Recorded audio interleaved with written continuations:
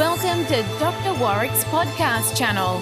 Warrick is a practicing cardiologist and author with a passion for improving care by helping patients understand their heart health through education. Warrick believes educated patients get the best health care. Discover and understand the latest approaches and technology in heart care and how this might apply to you or someone you love.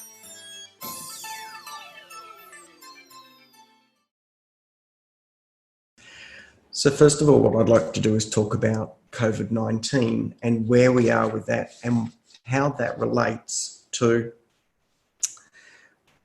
a cardiologist perspective for their patients. I've now had some experience, not necessarily directly involved with caring for individuals with COVID-19, but involved in trying to still deliver healthcare, cardiological healthcare, at a time that's being impacted by COVID-19. So probably the most significant thing is that we've seen the Australian government respond rapidly, and I guess to use Malcolm Turnbull's terminology, in a nimble way to ensure that we're still able to communicate with patients. And one of the things that was brought forward and put in place very quickly was the opportunity to provide phone consultations. So first of all, in regard to COVID-19, great if you're staying at home, great if you're isolating. They are the recommendations, and you will be fined if you're not following the guidelines or recommendations in your state or territory. From a practical perspective, if you are able to engage in phone consultations, then let me share a couple of thoughts. First of all, just make sure you're ready at the right time. I've already had patients who have been out to lunch, who've got the time wrong, who've been busy doing something else and sort of forgotten. Sitting behind the desk and trying to make these phone consultations work in between face-to-face consultations, it's hard work. So from our end, we try and run on time. From your end, if you can make sure you're available on time as well, then we'll have a diary that works. Remember to also try and find a nice quiet spot so that you're not going to be interrupted. And it might be valuable to have a phone that has a speaker attachment so that you and your important other, your wife, your partner, son, daughter, carer, whoever it might be, is also able to participate in that call. That could be really valuable. Remember that we're only going to have relatively short time slots.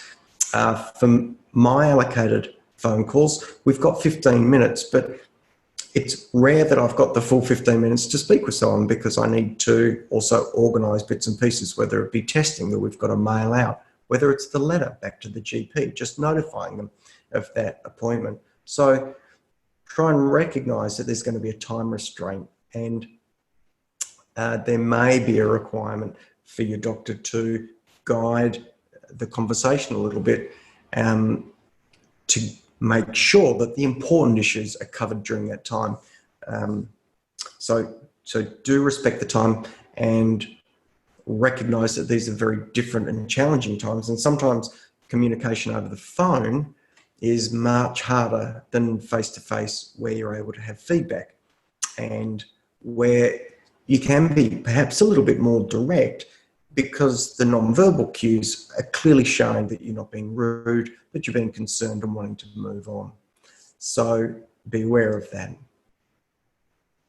I had a first consultation just the other day, and it was really quite a complicated case. I've now done a couple of first consultations, but I guess this is a really complex issue, but I guess if it's at all possible, first consultations are really best done over a face-to-face traditional way so that we get to see you and we get to meet you and we get to form a rapport and we get all of those non-verbal cues. I had a very complex case the other day, and really it was challenging to try and give that person the very best care that they needed because we didn't have that chance to make the connection that you're normally able to make face-to-face when you're next to someone, or 1.5 meters away in a consulting room.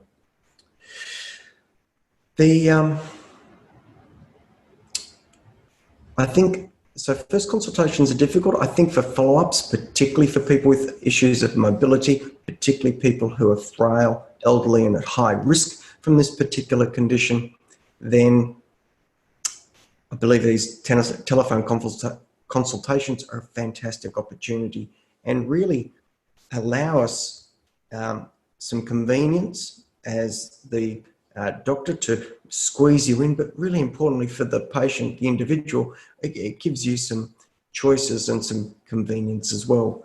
No need to find a car park, no need to walk to the consulting room, no need to leave your house actually, or battle the traffic or the heat or the cold or whatever it might be. So I think we may well see that this crisis has put in place some opportunities that we will likely hold on to, because there certainly are a number of cases who have been simple phone follow-ups, really important to engage with, really important to see their blood test results or follow up with their Holter monitor or echocardiogram report or whatever the intervention or investigation has been, but we've been able to do it effectively and smoothly, particularly for the individual. So I think when all this time is over, it's quite likely that some of these phone consultation opportunities for certain patient subsets will remain. From your perspective, if you're on a phone hookup, please, in respect of the time, if you have issues that you'd like to raise with your doctor, write a list. It's really, really valuable. So write a short list and make sure that whatever the issues are on your list, you let the doctor know early on in the consultation so he can deal with them.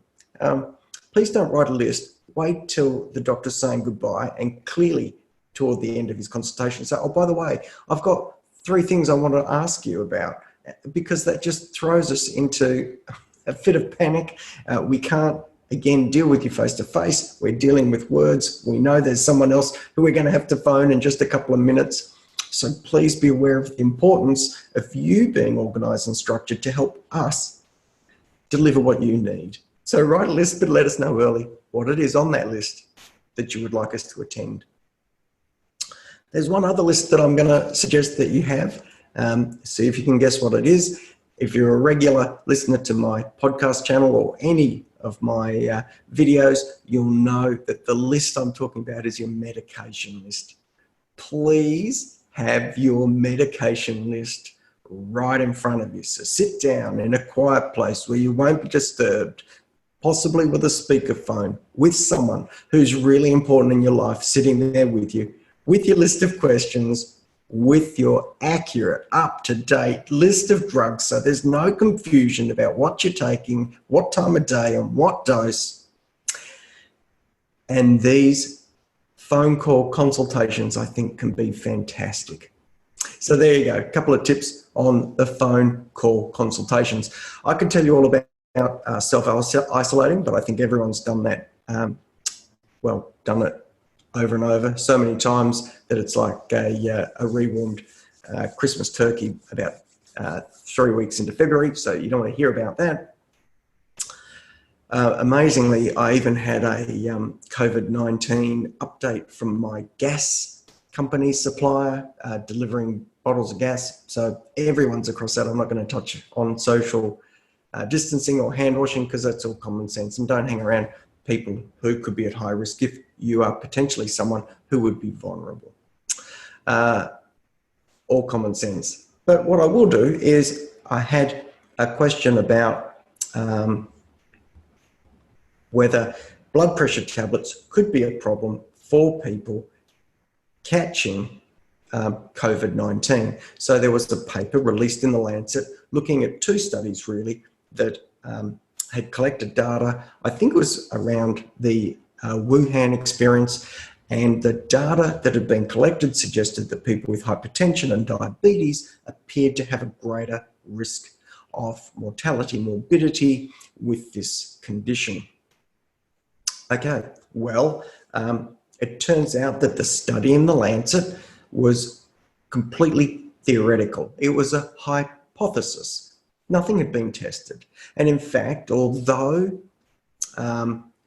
they were able to document that hypertension and diabetes were linked with increased mortality and morbidity within the cohort of people suffering from this infection, the theory was that the virus attaches to a particular receptor, which is called the ACE, angiotensin converting enzyme 2 receptor, or protein, and that protein can be upregulated by particular blood pressure tablets. And by upregulating that protein, we could literally open the door to this virus attaching to that protein and coming into the body.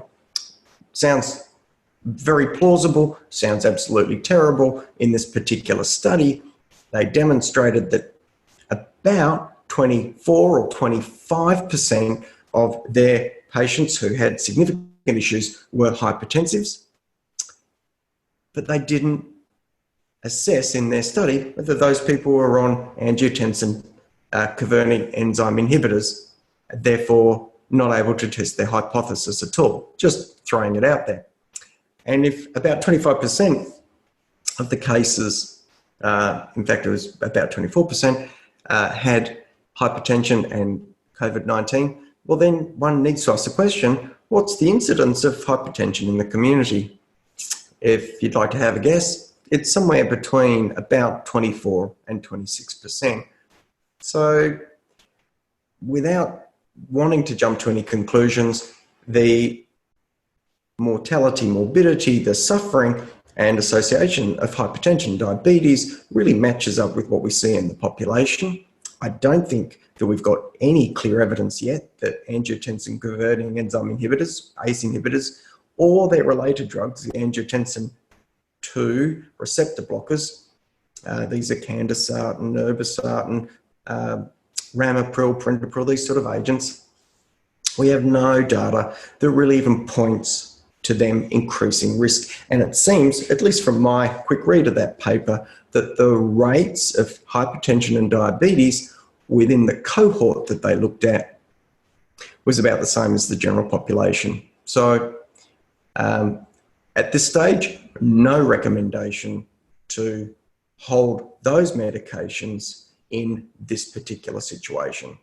I can also let you know that only in the last week or two, I was on a Heart Foundation of Australia hookup where this very issue was discussed with some of the people in the space who were most across this, and at that stage, there was no recommendation to stop your blood pressure tablets. No harm in watching this space and no harm in reevaluating that, but right at the moment, you can relax, take your tablets, keep your blood pressure down. But what I might say is something about medications, which is really important, and then I'll wrap up. One of the things that's important about medications is make sure you have organised your own supply in a sensible, thoughtful and planned out way. It would be reasonable to make sure you've got, for example, 4 to 6 weeks supply of the medications you require. And I think you need to liaise with your local pharmacist about this and make sure you put in an order for your particular medication so you know it's there. Get them to put it aside under your name. Get them potentially to deliver it. They could deliver it in a bag, put it on your front doorstep. You could leave that bag there on the doorstep for 4 days, knowing that this virus on hard surfaces can last, well, 48, 72 hours. If you've now left it 4 days, you've gone way beyond that. There should be no virus on the bag, no virus on your medications, and you can whip them inside.